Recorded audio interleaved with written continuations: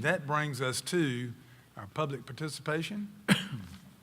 And I would like to tell you that the board welcomes and encourages public participation. We ask that you adhere to the procedures and decorum provided in board policy BEDH, public participation at meetings. Your comments will be limited to 3 minutes, and Dr. Harris will keep time. And questions that are asked during public participation we handle in accordance with board policy BEDH. Additionally, from that policy, I will tell you that the privilege of addressing the board does not include the ability to make personal attacks on any board member, district employee, or member of the public. The board chair or the presiding officer is authorized to terminate the remarks of any person should the chair determine that the speaker's remarks violate the spirit or the letter of this policy. So with that, I'd like to tell you that we've had 2 people sign up for tonight's public participation. Our first speaker is Ms. Leisha Huffstetler. Ms. Huffstetler.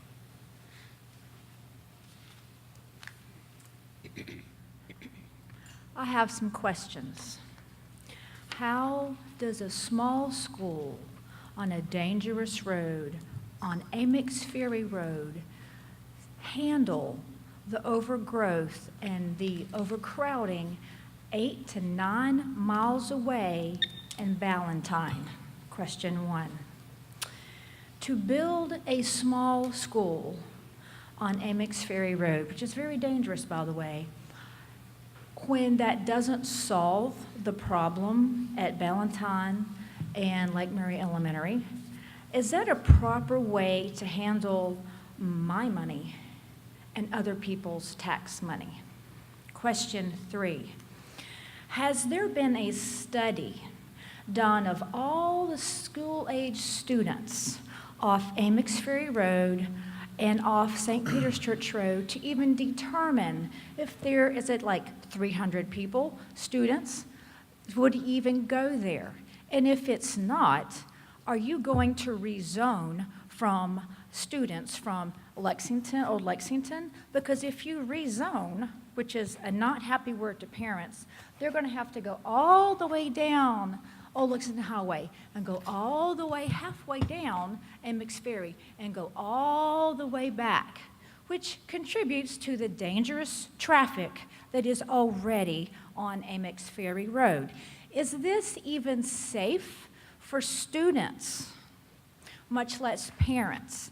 So those are my questions. And if you have to bus students, that's more dangerous traffic on a 2-lane road. I know it's dangerous because they wreck in my yard. So these are my questions. How is this school on Amex Ferry Road going to solve a problem that is 9 miles down in Ballantyne? Thank you. Next, we'll hear from Kim Murphy. Congratulations, Ms. Gardner, Mr. Lovelace, on your election. Mr. Chairman, I've noticed there are some significant items being discussed in executive session, particularly those related to the proposed elementary school. I'm hopeful you are just giving an update on those items to bring new board members up to speed like you did with the report cards and not asking them to vote. I'm concerned, though, that after reviewing the agenda, that maybe the cart is being put before the horse. But since your voting takes place after public comment, we won't know until after you vote. Now is the only time to express this concern.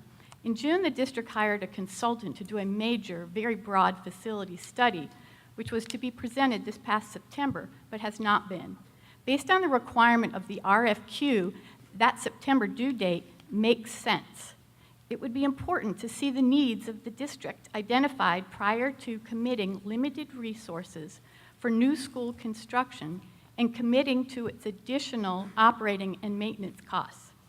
My interest perked a few meetings ago when the superintendent mentioned the list would be extensive, and looking at needed upgrades to safety and security is certainly of the utmost importance. A study is to include, and I quote, an overview of the current state of the district's facilities utilization, condition, and educational adequacy, a recommendation of a strategic plan for facility optimization by expanding or renovating existing locations, recommendations for future land acquisitions, a capital outlay plan for current and future facility needs that include a deferred maintenance plan, a funding plan that is to be the best advantage of the citizens and taxpayers of the district, and completion date of the study must be no later than September 14th, 2018, 3 months ago. The superintendent did say there were some weather delays, but who would dispute this study should be done prior to moving forward on a new school?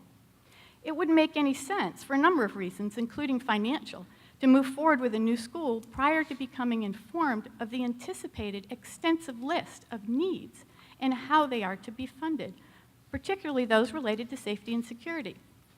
I'm wondering, is there a cause for concern since the study is not on tonight's agenda, but commitments for the design firm, construction manager, and funding for the new school are on the agenda?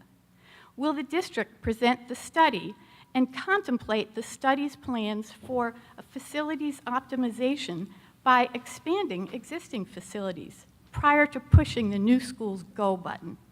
Will existing schools require a bond referendum to pass to pay for their critical needs instead of holding a referendum for a new school? Thank you very much. Thank you. That concludes our public participation and takes us to our items that were considered in executive session.